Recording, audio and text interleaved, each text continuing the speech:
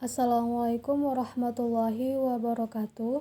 Waalaikumsalam warahmatullahi wabarakatuh. Saya ingin menanyakan apa itu tasawuf dan kenapa kita harus mempelajarinya. Baik, tasawuf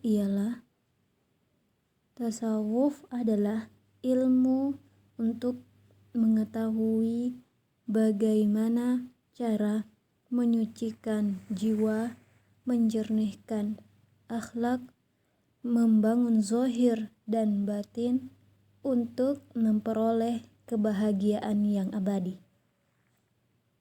Tasawuf juga berasal dari bahasa Arab.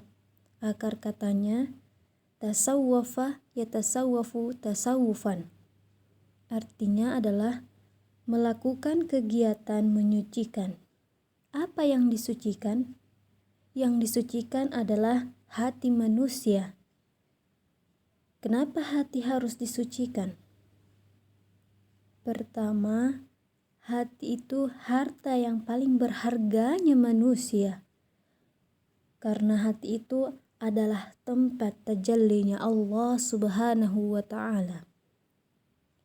Hati itu tempat pengetahuan atau ilham tentang kebaikan dan kebenaran.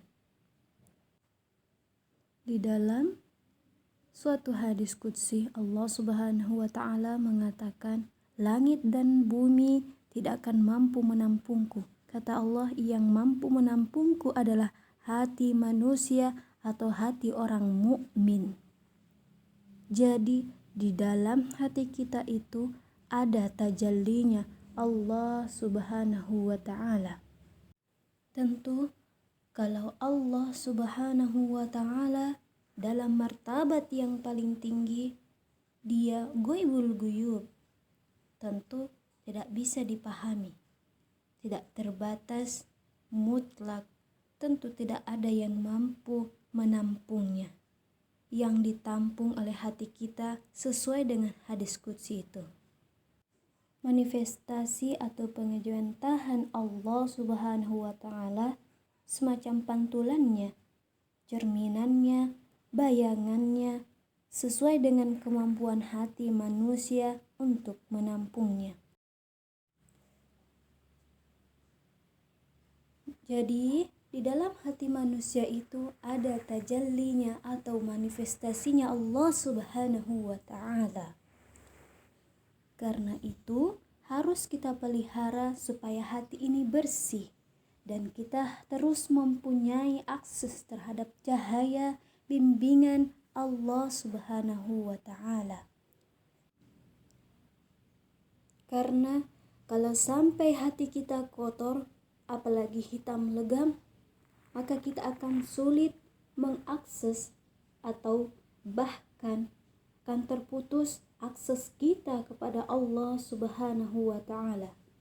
Ya, kita akan kehilangan cahaya bimbingan Allah Subhanahu wa ta'ala. Hidup kita pun akan tersesat. Hidup kita pun akan sengsara. Bahkan hidup kita pun tidak akan bahagia. Apa yang menyebabkan hati itu bisa kotor? Rasulullah Shallallahu Alaihi Wasallam mengatakan, jika seorang mukmin berbuat maksiat di dalam hatinya, maka akan muncul satu bintik hitam. Kalau dia berbuat maksiat lagi, maka akan muncul bintik hitam lagi. Kalau dia sering berbuat maksiat, maka akan tambah banyak bintik hitamnya. Dan kalau dia terus-menerus melakukan maksiat, maka hatinya akan hitam legam karena kotoran tersebut. Dalam keadaan seperti itu, putuslah akses kita kepada Allah Subhanahu wa ta'ala, kepada cahaya bimbingan Allah Subhanahu wa ta'ala. Nah, tasawuf adalah kegiatan menyucikan hati kita dari kotoran yang muncul di dalam hati kita. Bagaimana caranya membersihkan kotoran yang muncul di dalam hati kita? Ya tentu mengingat bahwa kotoran itu adalah hasil dari perbuatan maksiat kita sendiri. Maka kita harus menghindari dari berbuat maksiat. Kalau kita khilaf atau tergelincir, maka kita meminta ampun kepadanya. Kemudian berbuat kebaikan sebanyak-banyaknya agar kotoran itu terhapus. Seperti dalam sebuah hadis Rasulullah SAW mengatakan, "Ittaqillaha haitsuma kunta wa atbi'i sayyi'atal hasanata tamhuha."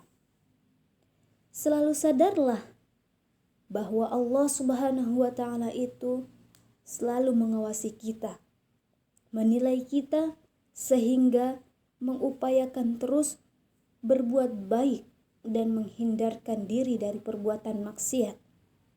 Tapi kalau misalnya kamu hilaf atau tergelincir, lalu kamu berbuat keburukan, maka segeralah lakukan hal-hal yang baik, karena hal-hal yang baik itu akan menghapus keburukan itu.